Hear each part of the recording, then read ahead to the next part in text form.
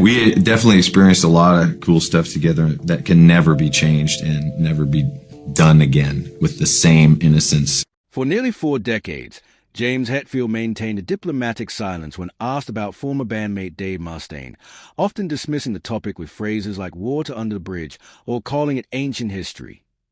But in a surprising turn of events, the Metallica frontman has finally broken his silence in a candid new interview that has sent shockwaves through the metal community. During what was expected to be a routine promotional discussion for Metallica's upcoming tour, Hetfield was asked about the band's evolution only this time. His response took an unexpected and explosive turn. "I've been taking the high road for 40 years when it comes to Dave," he began, his voice tense. Every interview, every documentary, every book Dave's been telling his side, painting himself as a victim. "I've stayed quiet.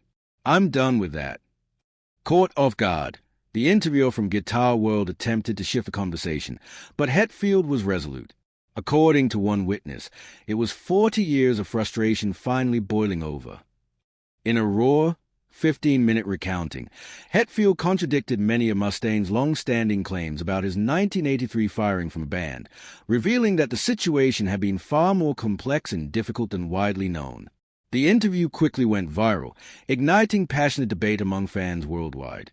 The rivalry between Hetfield and Mustaine dates back to 1981, when Metallica first formed in Los Angeles.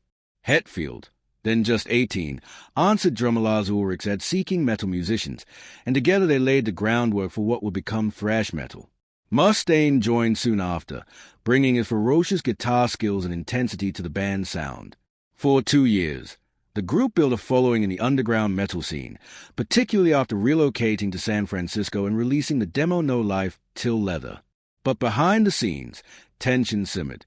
Dave was an incredible guitarist, maybe too good for his own good sometimes, Hetfield admitted, adding that his excessive drinking and aggressive behavior created constant turmoil. "It wasn't just once or twice. It was every day, every show, every rehearsal. We were kids trying to keep it together, but it became impossible." The final breaking point came in April 1983, just before the band was set to record Kill 'Em All. While Mustaine has long claimed his dismissal was abrupt and unfair, Hetfield revealed the band had made repeated efforts to resolve the issues before ultimately giving him a bus ticket back to California and replacing him with Kirk Hammett. Former Metallica road manager Mark Whitaker backed Hetfield's account, recalling that the night before Mustaine's departure, he physically attacked Hetfield and poured beer on bassist Ron McGovney's amp, shorting it out a culmination of behavior that had simply become unsustainable. One of the most enduring points of contention between Mustaine and Metallica has been the question of songwriting credits. Mustaine has long argued that he wrote significant portions of the band's first 2 albums without receiving due credit.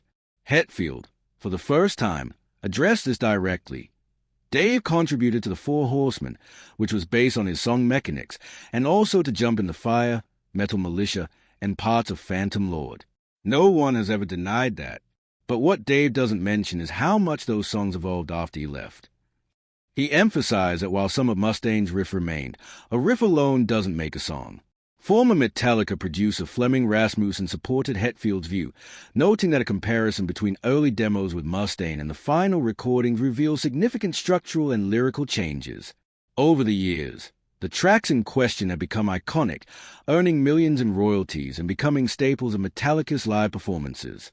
Yet, as music industry attorney Brian Rosenblatt points out, the lack of formal songwriting agreements in the early days of thrash metal made disputes like these almost inevitable once the stakes involved millions of dollars. Hetfield's revelations have not only reopened old wounds, but also offered a deeper look into one of metal's most iconic and turbulent partnerships. After his departure from Metallica, Dave Mustaine quickly formed Megadeth, driven by a desire to create a band that was faster and heavier than his former group. Over the next 4 decades, Metallica and Megadeth evolved along parallel paths. Metallica achieved mainstream commercial success, while Megadeth carved out a reputation for technical precision and politically charged themes. In a recent interview, James Hetfield acknowledged Mustaine's accomplishments, noting that Dave built something incredible with Megadeth and citing albums like Peace Sells and Rust in Peace as untouchable. However, Hetfield also expressed frustration over Mustaine's persistent references to Metallica, saying, "At some point, You have to stop defining yourself by what you lost and start celebrating what you built. Megadeth isn't great because it's not Metallica, it's great because Dave created something unique. Industry insiders credit the Metallica-Megadeth rivalry with helping shape the entire thrash metal movement. These bands pushed each other, said Metal Hammer editor Eleanor Goodman. When Master of Puppets raised the bar, Megadeth responded with Peace Sells. When Megadeth dropped Rust in Peace, Metallica answered with the Black Album. The competition extended beyond music into their business approaches. Metallica's embrace of a more mainstream sound opened doors to stadium tours and multi-platinum albums, while Megadeth maintained a more complex, technically driven style that resonated with metal purists. Chuck Billy of Testament, who toured with both bands during thrash heyday, reflected, Metallica went bigger, more universal. Dave kept it intricate and confrontational. Both approaches worked because they were true to who they were. One of the most revealing aspects of Hetfield's interview was his candid discussion of the personal toll the decades-long feud has taken. People think it's just about music or business, but it's personal, he said. Dave and I were friends before all this. We were kids dreaming about what Metallica could be. That dream came true for me, but for him, it became something else. Hetfield admitted that Mustaine's repeated public comments hurt deeply. Every interview brought up the past, every jab at Lars or Kirk when we reopened old wounds.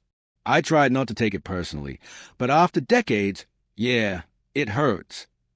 He also revealed there had been private attempts at reconciliation over the years, including personal outreach after Mustaine's cancer diagnosis and during his sobriety. Those moments were real, Hetfield said, but then he'd give another interview about 1983, and we'd be back to square one. Former Slayer guitarist Kerry King, who remains friends with members of both bands, commented, These guys have more in common than differences. They are both clean and sober now, both survive addiction, both built legendary bands. It's tragic they can't find peace with each other. The metal community's reaction to Hetfield's revelations has been mixed. Some fans and musicians expressed disappointment that old wounds were being reopened.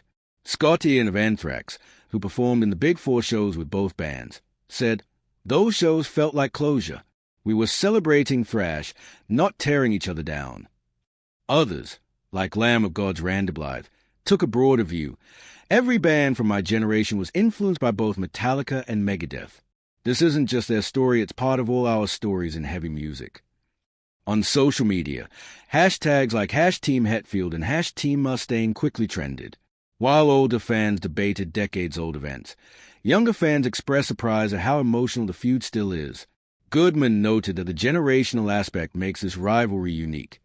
We have fans in their 50s who lived it from the start, and teens discovering these bands on streaming. It still matters, its living history.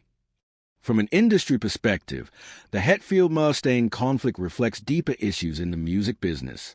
Marsha Zajla, former executive at Megaforce Records, explained, What happened with Dave and Metallica was unfortunately common. Young bands make handshake deals about songwriting, and when the money comes in, things fall apart.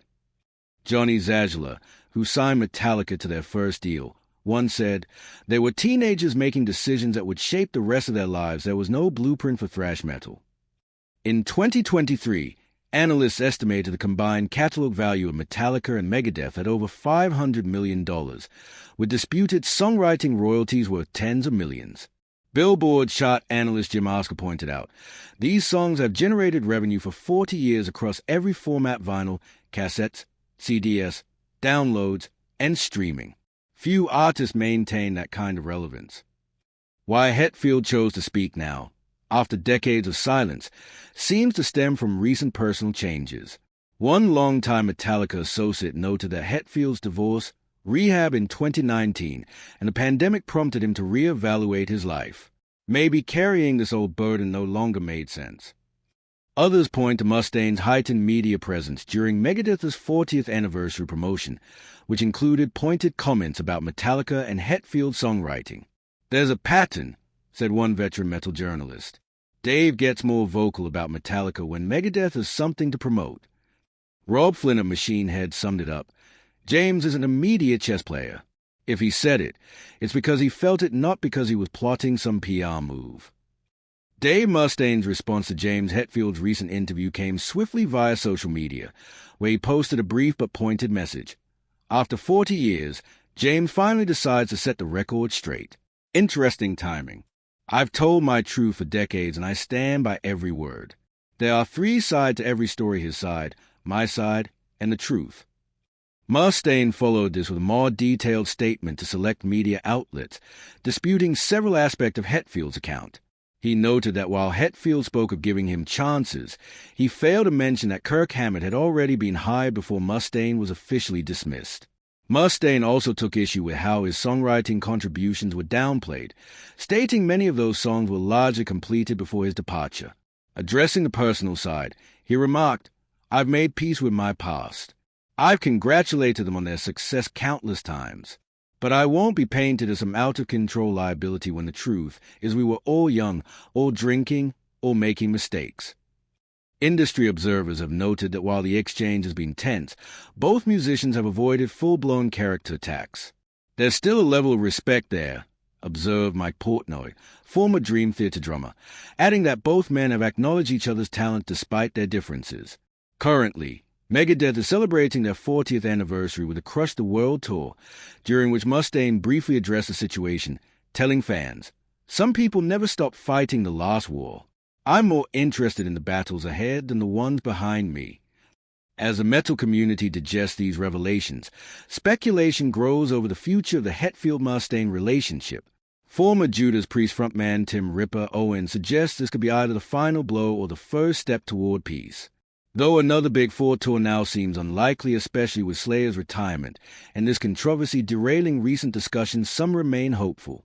Metal Hammer's Goodman points out that both James and Dave have overcome immense challenges, from addiction and health issues to lineup changes, and that their shared resilience could one day lay the groundwork for reconciliation. For now, however, their relationship remains one of the most complex and storied rivalries in rock history, a saga of friendship, betrayal, competition, and parallel success that spans more than 4 decades. As both Metallica and Megadeth continue forward, fans can only hope these titans will one day find a way to honor their shared legacy rather than continue revisiting past wounds. 40 years later, the rifts still roar, says Kerry King, but the silence between them speaks even louder. These 2 men helped shape the sound of modern metal. What happens next is anyone's guess.